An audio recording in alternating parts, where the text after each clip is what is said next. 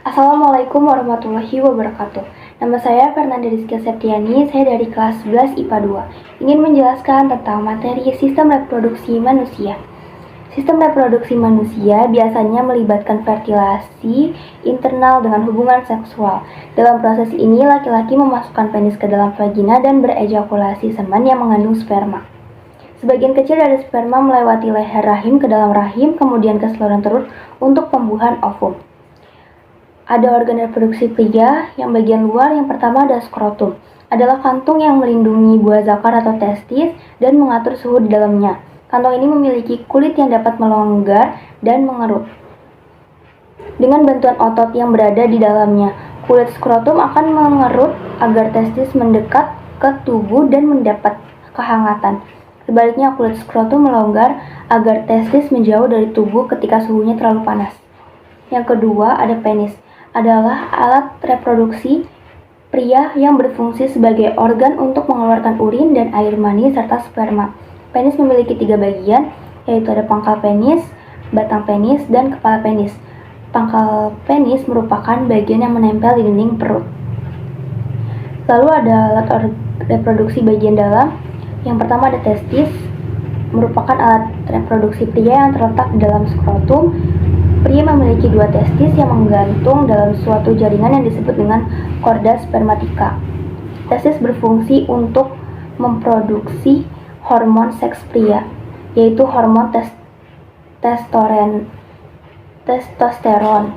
Di dalam testis juga terdapat tabung yang disebut tubulus seminiferus. Tabung ini bertugas untuk menghasilkan sperma. Yang kedua ada epididymis, merupakan tabung panjang melingkar yang menempel di belakang testis. Tugasnya adalah mematahkan sperma yang sudah diproduksi oleh testis. Ini karena sperma dari testis belum sempurna, sehingga belum bisa membuahi sel telur rahim.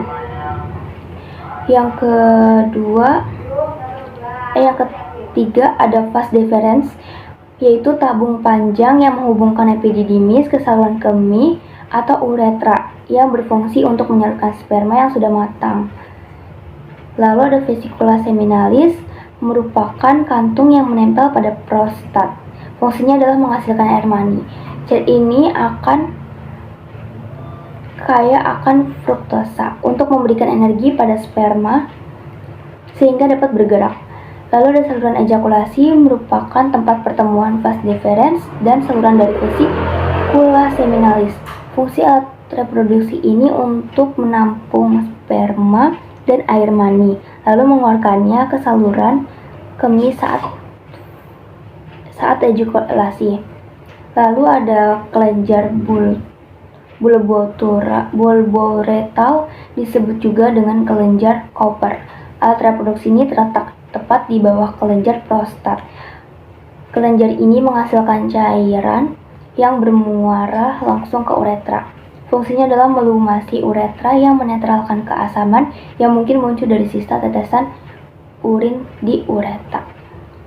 Lalu ada kelenjar prostat, adalah kelenjar yang memiliki ukuran sebesar kacang kenari dan terletak di bawah kandung kemih. Fungsinya adalah menghasilkan cairan tambahan untuk ejakulasi. Uretra merupakan alat reproduksi pria yang membawa air mani keluar dari tubuh. Selain itu, uretra juga menjadi saluran untuk keluarnya urin dari kandung kemih. Berikut adalah gambarnya. Lalu di sini ada spermatogenesis, yaitu proses pembentukan sel sperma di dalam testis pria. Spermatogenesis sendiri berasal dari kata spermato yang memiliki arti benih dan genesis yang memiliki arti pembelahan. Sel sperma diproduksi pada bagian tubulus seminiferus di dalam testis. Di dalam dinding tubulus banyak sel yang tersebar secara acak yang disebut sel Sertoli. Sel ini berfungsi untuk memberikan makanan untuk sel sperma yang belum matang. Ketika sel sperma telah matang atau spermatogonium, sel induk sperma memperbanyak diri dengan cara mitosis dan meiosis atau pembelahan sel. Terus dari spermatogonium atau sel induk sperma, sel akan berubah menjadi spermatosit primer secara mitosis. Setelah itu, spermatosit primer membelah secara meiosis menjadi spermatosit sekunder yang berukuran sama. Pada tahap meiosis kedua, spermatosit sekunder membelah diri lagi menjadi 4 spermatid dengan bentuk dan ukuran yang sama. Spermatid merupakan hasil pembelahan sel tahap akhir sebelum akhirnya berubah menjadi sel sperma yang matang atau spermatozoa. Spermatozoa akan bergerak ke dalam epididymis, tabung penyimpan sperma yang terhubung dengan testis. Lalu spermatozoa akan siap dikeluarkan bersama dengan air mani ketika seorang pria mengalami ejakulasi. Selama proses spermatogenesis, lebih dari 300 juta spermatozoa akan diproduksi setiap harinya. Namun dari banyak itu, hanya ada sekitar 100 juta sel sperma yang berhasil matang dengan sempurna pada proses pembentukan akhir. Menurut National Institute of Health, proses pembentukan spermatozoa menjadi sel sperma matang yang mampu membuahi sel telur membutuhkan waktu sekitar 2,5 bulan. Selalu ada gambar spermatogenesisnya. Terus organ reproduksi wanita. Yang pertama ada vulva, merupakan celah yang dibatasi oleh labium atau bibir.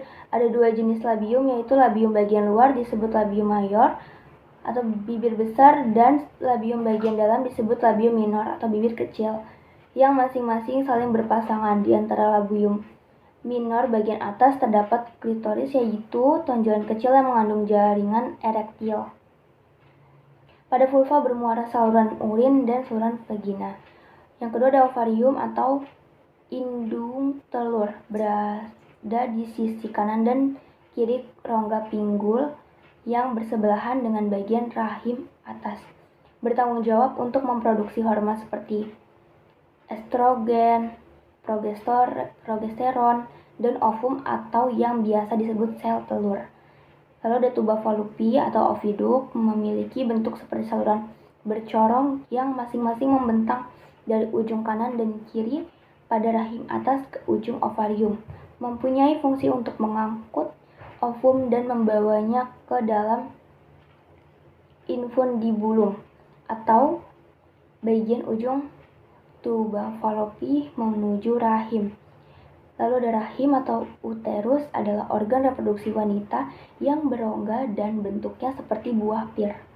Ini merupakan rumah bagi janin yang sedang berkembang.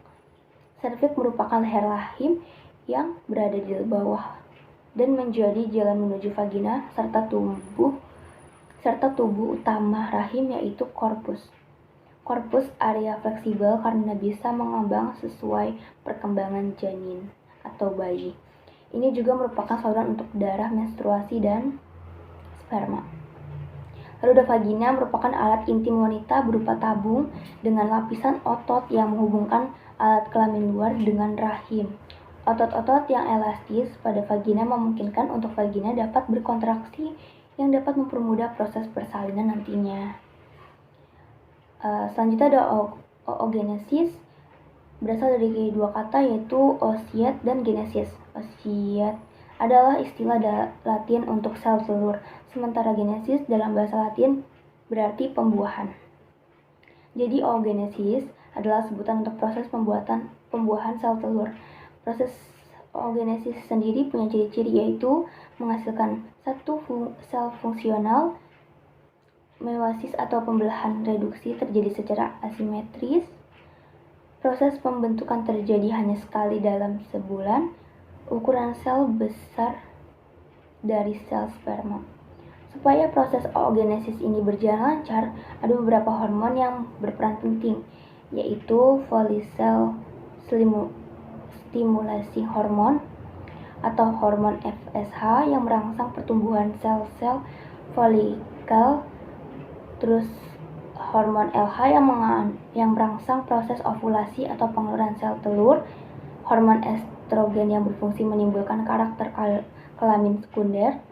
Hormon progesteron yang berfungsi menebalkan dinding endometrium atau dinding rahim. Hasil dari proses oogenesis adalah sebuah sel matang yang disebut dengan ovum. Ovum inilah yang dikeluarkan tubuh perempuan saat ovulasi untuk dibuahi dengan sel sperma. Uniknya, proses oogenesis ini sudah terjadi sejak bayi perempuan berada dalam kandungan. Tepatnya, proses ini terjadi pada saat janin berusia 5 bulan. Terus tahap oogenesis yang pertama ada mitosis. Ketika bayi perempuan masih berupa janin, proses penggandaan atau mitosis sudah terjadi. Pada proses ini, sel ooganium atau sel indung telur yang terbentuk untuk reproduksi melakukan pembelahan diri. Satu sel ini akan membelah menjadi 2 sel. 2 sel lalu membelah menjadi 4 sel. 4 sel kemudian membelah menjadi 8 sel. Dan begitu seterusnya sampai membentuk oosit primer. Oosit primer ini memiliki 46 kromosom dan bersifat diploid atau berpasangan. Ketika lahir, seorang bayi perempuan membawa sekitar 1 juta oosit primer. Oosit primer ini akan mengalami masa istirahat saat perempuan mencapai usia pubertas. Terus tahap oogenesis yang kedua ada meiosis 1. Terjadi ketika perempuan mencapai usia pubertas. Di fase ini, oosit primer membelah diri menjadi 2 sel berbeda ukuran. Kedua sel ini bersifat haploid atau memiliki kromosom yang tidak berpasangan. Sel yang ukurannya lebih besar disebut oosit sekunder, sementara sel yang lebih kecil disebut badan kutub primer. Kedua sel ini kemudian dilepaskan dari ovarium ke tuba Fallopi untuk melanjutkan proses oogenesis melalui meiosis kedua jika terjadi fertilasi. Tahap yang selanjutnya ada meiosis kedua. Pada proses meiosis kedua, oosit sekunder mengalami pembelahan lagi. Sama seperti proses meiosis pertama, oosit primer membelah menjadi 2 sel yang ukurannya berbeda. Sel yang ukurannya besar disebut ootit, sementara sel yang ukurannya kecil disebut badan kutub sekunder. Selain itu, badan kutub primer juga membelah diri menjadi 2 badan kutub sekunder. Jadi proses meiosis kedua menghasilkan 1 sel ootit dan 3 badan kutub sekunder. Lalu, dari mana munculnya ovum?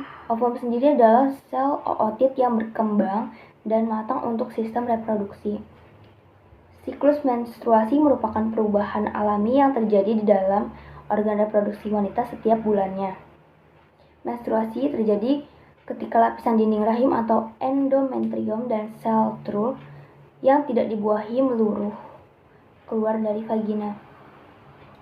Fase-fase dalam siklus menstruasi ada fase menstruasi terjadi apabila ovum tidak dibuahi sperma. Fase praovalasi atau fase folikel itu hipotalamus menghasilkan hormon gonadotropin yang merangsang pembentukan FSH. Terus fase dalam siklus menstruasi, fase ovulasi, peningkatan kadar estrogen menghambat pembentukan FSH dan memerintah hipofisis melepaskan LH. Fase pasca ovulasi atau fase luteal, LH selanjutnya merangsang folikel yang telah kosong menjadi corpus luteum atau badan kuning. Terus fertilasi adalah proses pembuahan di mana terjadi peleburan inti sel gamet laki-laki atau sperma dengan inti sel gamet perempuan atau ovum, menghasilkan sel baru yang disebut dengan zigot. Zigot akan berkembang menjadi embrio 2 sel, 3 sel, kompleks merula, dan blastosit. Sel blastosit akan hatching atau menetas, kemudian terjadi proses implantasi di dalam rahim wanita. Lalu ada kehamilan atau gestasi. Fertilasi yang terjadi di dalam tuba Fallopi yang menghasilkan zigot, kemudian berlanjut ke masa gestasi atau kehamilan. Masa kehamilan selama 266 hari atau 38 minggu. Kehamilan terbagi menjadi 3 trimester sebagai berikut. Ada trimester 1 0-3 bulan, trimester 2 4-6 bulan, trimester ketiga 7-9 bulan. Persalinan. Setelah usia kehamilan mencapai 38 minggu, bayi siap dilahirkan. Proses persalinan diawali dengan kontraksi uterus. Hormon yang berperan dalam proses persalinan sebagai berikut. Relaksin yang dihasilkan oleh hipofisis posterior berfungsi membantu pemisahan simfais pubis. Oktosin dihasilkan oleh hipofisis posterior. Prostaglandin yang dihasilkan oleh setiap sel.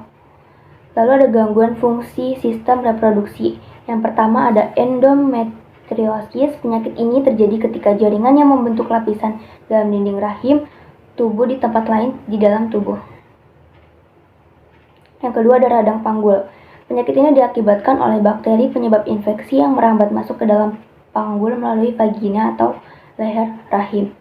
Ketiga ada sifilis, adalah penyakit menular seksual yang disebabkan oleh bakteri. Gejala sifilis diawali dengan munculnya luka yang tidak terasa sakit di area kelamin, mulut, atau dubur. Yang keempat ada gonore, merupakan salah satu penyakit menular seksual yang disebabkan oleh bakteri Neisseria gonorrhoeae. Gejala penyakit ini selain kondisi penis yang keluar nanah, gejala gonore juga dapat berupa nyeri saat buang air kecil dan bengkak pada sekitar testis. Sekian itu saja yang bisa saya jelaskan, kurang lebihnya mohon maaf. Wassalamualaikum warahmatullahi wabarakatuh.